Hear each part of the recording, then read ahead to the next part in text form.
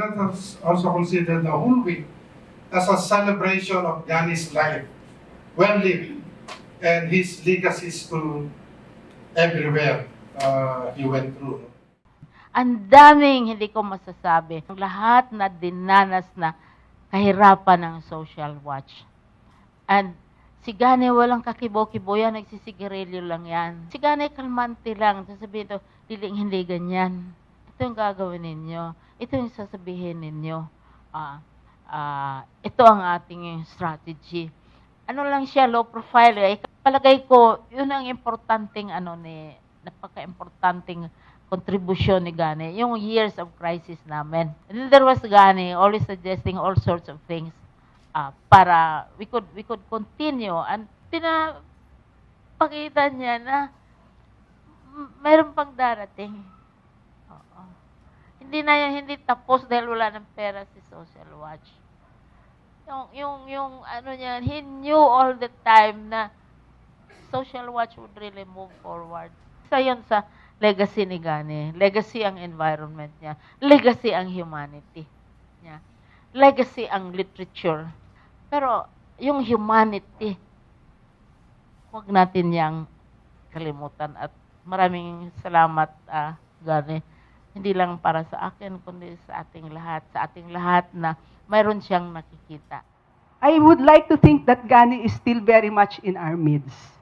For every chirp of a bird we hear each morning, for every breath of fresh air that goes into our lungs, for every plunge that we take in cool, clear waters, in rivers and streams, which are actually disappearing, and for every curse, mga tang na, ganyan, for every curse that we make in traffic jams, we are caught in. So Gani is still in our midst, and I'm sure in every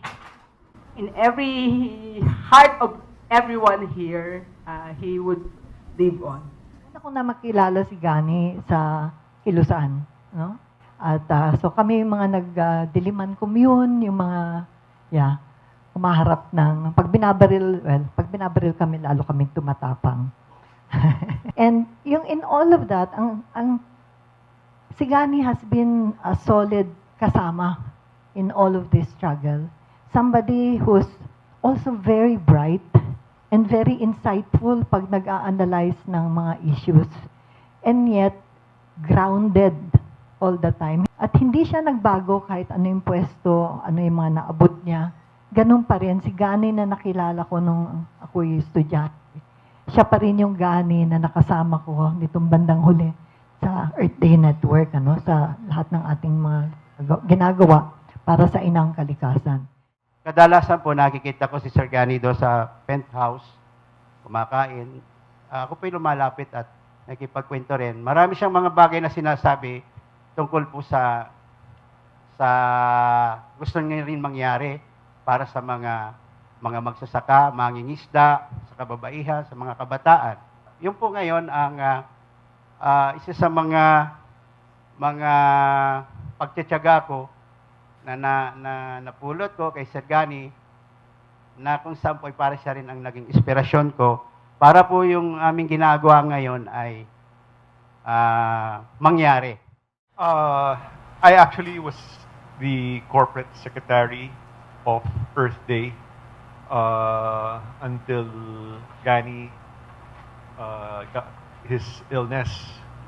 And I find it so unfortunate because, as all of you know, of Gani, his knowledge, his experience in the movement, his networks.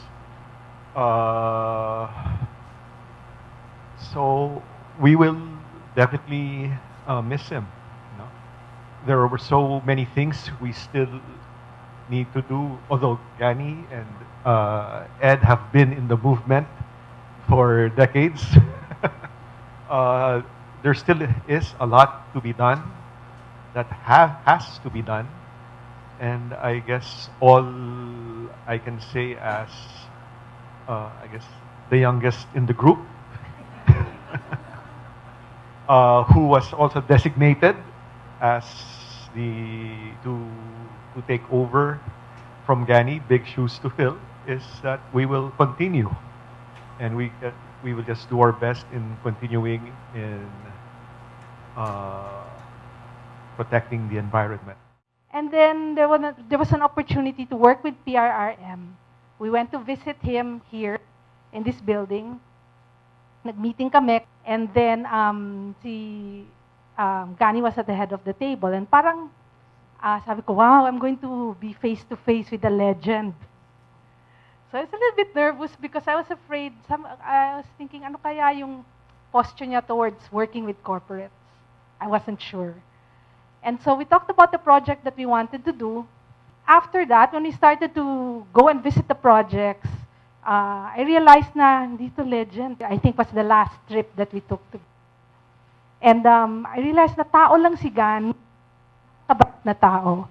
My memory of him is such a good person and a simple man, but very profound and yet grounded, as Bebet said. And yun lang, I thank him for being Gani. Ngayon, nasa gobyerno ako, and ako yung nagtatry na sumagot kay Gani sa mga criticism niya sa gobyerno. Nasabi, bakit hindi nyo gamitin yung bilang ng ibon na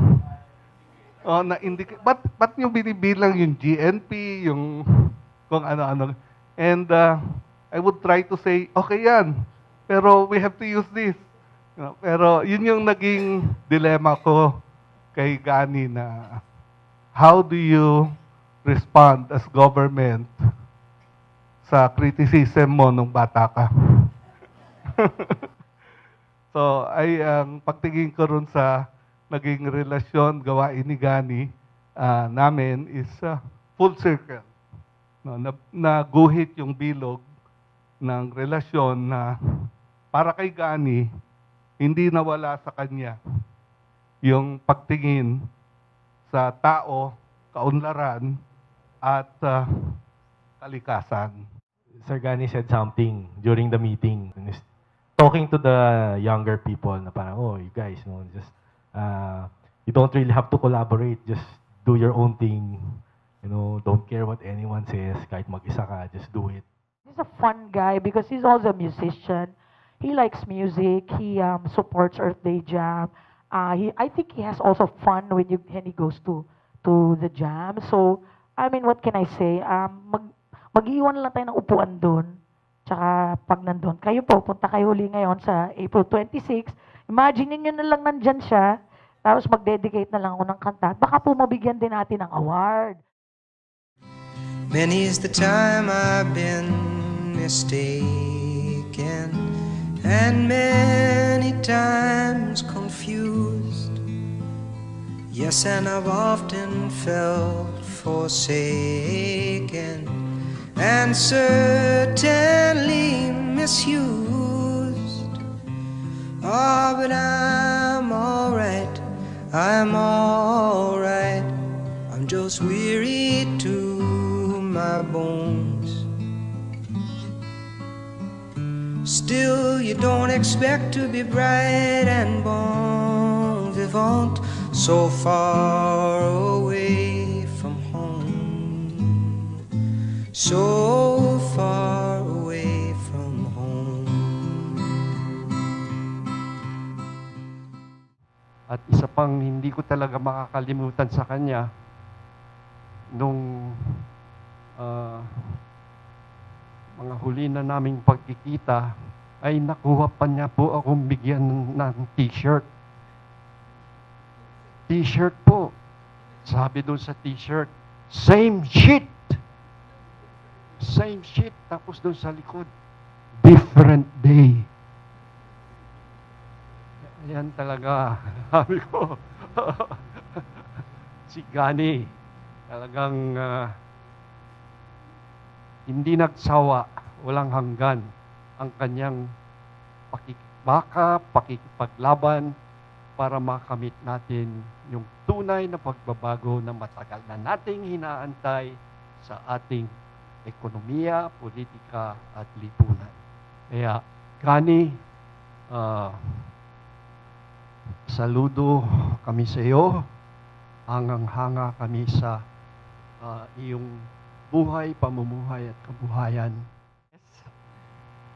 It's very hard to express what one feels at this moment. As a matter of fact, I was not able to accept that she passed away. I'm here at PRM because of Gani. He was very close with my aunt. And he said that it was my aunt that coined the word sustainable. There are many things I learned about environment because of Gani. To be honest about it, I was not really so involved or with the environment because I was more for education. But Gani made me feel that there's a lot of things that we have to do in environment. Finding out how do we sustain to make sure that we are not only working for the communities, but we are also now moving towards the global arena. I think that is how we can make sure that and all the work that is done will not remain only in the Philippines, but can also go to the world, because the world now is asking for some concrete concerns about sustainable development. There was an event somewhere in 2015 in Baluarte. And I was really struggling to figure out, not my role in civil society. So downstairs, Gani's got the microphone in some event, and he's introducing me in this space. There's going to be a concert. And I want to introduce you Ryan Hassan. He's a terrorist. Then he says the most beautiful thing. He is the biggest pain in the ass in the Asian Development Bank. And I'm like, that's it, man. That's exactly who I am. I am the biggest pain in the ass inside the ADB. And I still carry that with me. Gani, I think I'm living up to that thing, man. Ako po ay taga-Bataan din, kamukha ni Gani. Siya ay Samal, ako ay Dinalupihan, pero hindi po kami doon nagkita. Nagkita po ako nung ako'y idamay nilang tatlo ni Ed at ni Boy Morales, pati nung aking kapatid na umaagang dumating, nung sila'y mahuli noong 1982. Naghahanap ako sa kanila. Ako po ay membro ng PLAG bilang abogado. Mula po noong 1982 hanggang ngayon, nagkakadamay-damayan pa rin ang aming buhay. Pero kami ni Gani ay may dagdag. Dahil sabi ni Gani, ito yung hindi ko makalimutan. At yung binabanggit ko to, natatawa si Lisa dahil totoo. Sabi niya, pagka ito si Efren, yung kamukha kong nagpapaggap na magsasaka. Kasi meron siyang bukid, doon sa Samal, meron ako sa Bataan, at nagyayabangan kami kung sino yung mas magaling. Pantay-pantay ang tao sa buong mundo. Ako ba'y kakayanan? Hindi ako nag-iisa. Sana'y sumama ka sa akin. Ang mundo'y pag-isahin.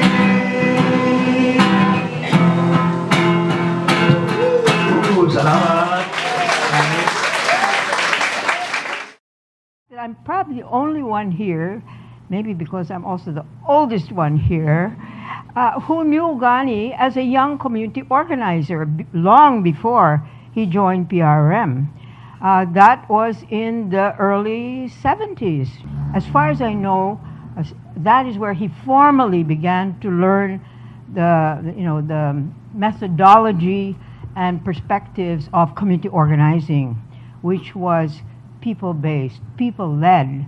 And that's where Gani and I met in that context. He was one of several amazing COs at the time. We saw a young man had a great future as an organizer because he had a natural feel for people. We recognize him as a mover and shaker in rural development, especially empowering the disadvantaged rural groups to to become full citizens and claim their rights as Filipino citizens. That's why I called him my favorite anarchist. You know, and I think he liked being called an anarchist because I called him my favorite anarchist because he seemed to think outside of the box all the time. You know, he was always questioning, he was always and he liked the idea of looking at things horizontally. That's how I remember him. So I think that if anything at all, meron tayong matatandaan tungkol sa kanya, yun. Yung para sa kanya, it's conversational, it's reaching out, it's imagining things, but within a very, consistent and steadfast framework. And his framework was always for the workers, for the masses. Hindi naman nawala yun sa kanya eh. Talagang nakatulong si Gani ay maiparating din ang health services sa mga tao na hindi man lang nakakita ng doktor. Sabi ni Sir Gani, and when I read this, sabi ko talaga, wow, he was really a man ahead of his time. Because he was saying these ideas like 20 years before, you were hearing all of these ideas about social enterprises and enlightened capitalism and inclusive businesses. He was the first one to say that markets are not the place to resolve inequality and pollution.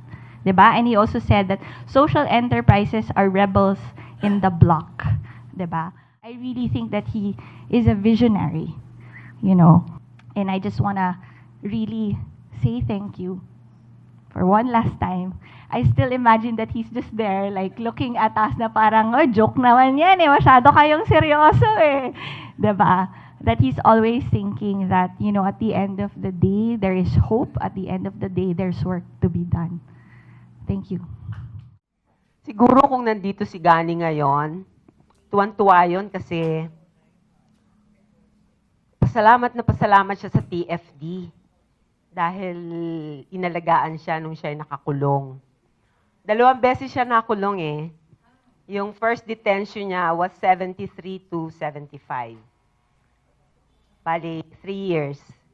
Tapos, yung second detention niya was 82 to 86. Inabutan na siya ng people power. Yung natatandaan ko, nung na-release siya sa first, ang laki-laking welcome party sa Tondo kasi sa Soto pa noon, sa Peco. Kaya, nung nagkaroon ng parangal sa Bataan, sabi ng anak ko, for the first time, nag-speech yung aking son. Sabi niya, I never understood why you were always away when I was growing up. I never realized what you were doing because you were always absent. But now I understand, sabi niya gano'n, after hearing lahat yung and I'm so proud, sabi niya, sabi nung anak ko. And on behalf din ng Serrano family, nagpapasalamat kami lahat dun sa mga naging kabahagi ni Gani dun sa kanyang journey sa life niya. Si Gani, na ipagpatuloy niya, na-redirect niya yung kanyang energy, yung kanyang vision sa mga bagay na talagang nagmamatter, hindi lang sa kanya, kundi sa ating lahat. Hindi ko talaga makalimutan ang unang pagkataon na nagkilala kami si Gani. Pinatawag ako ni Boy Morales. Dinala ko sa, hindi ko na matandaan saan lugar yon. Pero natandaan ko nandoon si De La Torre. Kaya hindi ko makalimutan dahil I had a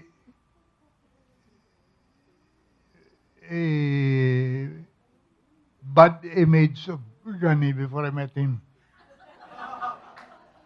Ewan ko kasi there was one time na yung brother-in-law ko na dating NPA commander, had inuman sa bahay.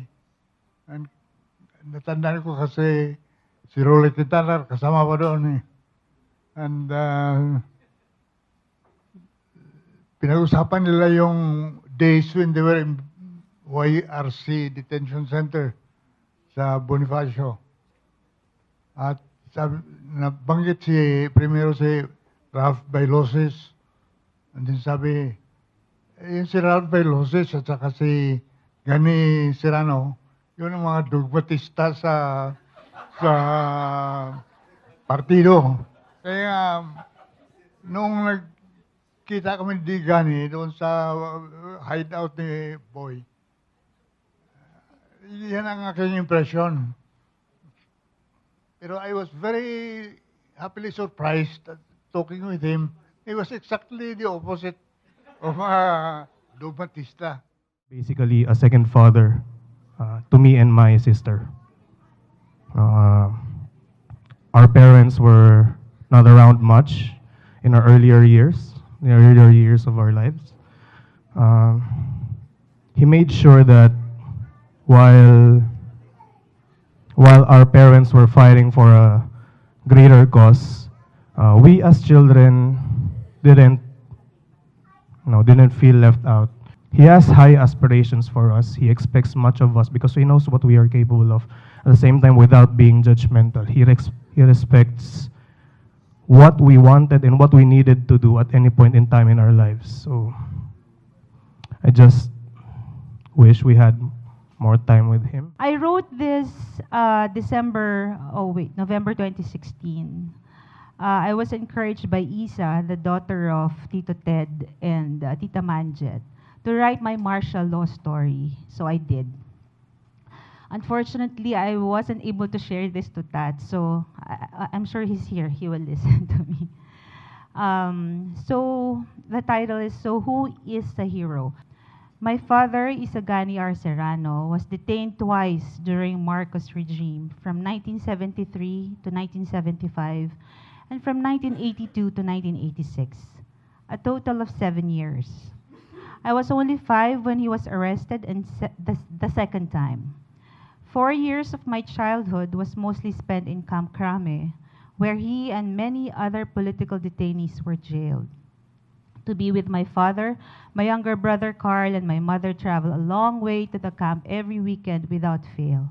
Our birthdays and holidays were spent in prison together with the other detainees and their families. I did not understand why my father was detained then.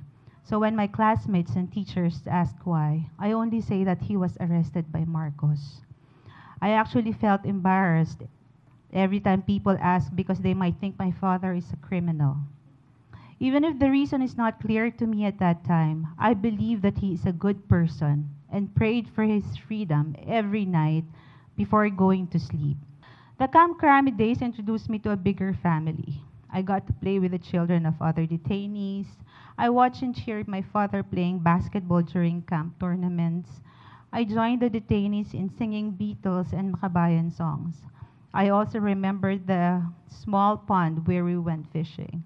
All this sound fun, but it was always painful when it was time to leave and say goodbye. At the end of the day, we had wished we could stay longer, but it was not allowed. We always asked our father, when will you go home? And he would always avoid giving a reply. So who is the hero? The dark years of Marcos' martial rule has inflicted deep wounds and caused tremendous pain and sufferings, not only to families and communities, but to peoples beyond borders who undergo similar experiences.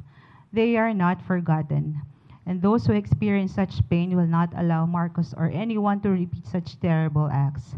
Never again. Thank you po. Gusto lang ho naming magpasalamat in behalf of the Serrano family, the entire family who's here and not here because of some circumstances. Gusto po naming magpasalamat kasi you've made so much lighter yung burden of grief. Hindi lang po ako yung nagdadalamhati, lahat ng Serrano family ay nagdadalamhati dahil mahal na mahal namin si Gani. Pero sabi nga ni Ed, hindi lang naman pagpapasalamat ang gusto kong sabihin, kundi gusto sana naming i-transform the grief that we are feeling, the deep grief we're feeling, into something productive with the blessings of the siblings of Gani. We are going to be transforming the farm where Gani died and which Gani loved so much into a hub for imagining what he called glocal, global initiatives, local initiatives with a global perspective, local initiatives for sustainable development. Gusto sana namin maging learning center ito for teaching sustainable agriculture and social enterprise. Yan, ng agricultural value chains that are linked to sustainable consumption and production. So that it will also be a hub for budding artists to actually to do workshops, to write songs, to write poetry. And so with this dream, I think this reflects yung various facets of Gani's life, various advocacies that he has had. And through this, we're hoping that ma-immortalize yung legacy that he has left behind. And we'd like to invite everyone to help us set this up, to immortalize a man whom we love very deeply. Thank you very much. Salamat for the gentleness, for the calmness, for the peacefulness, and also the curses in between. Thank you. Gani is always a sober voice in the turmoil of many things, and yet believe ako how he captures the essence of what needs to be done. And while being that, wala talagang kayab-yabang sa katawan. Palagi ka naming maaalala sa aming puso't diwa dahil patuloy naming ipapaglaban yung pinaglaban mo. Up to the end, he was really most concerned about climate justice, environment sustainability. That's why my mantra I associate with Gani, because I first heard it from him, which distills his life, that fairness in a fragile world. What I think is he went out the way that he lived, no? Always strong and full of conviction, always sure of himself, going out while marching to the beat of his own drum.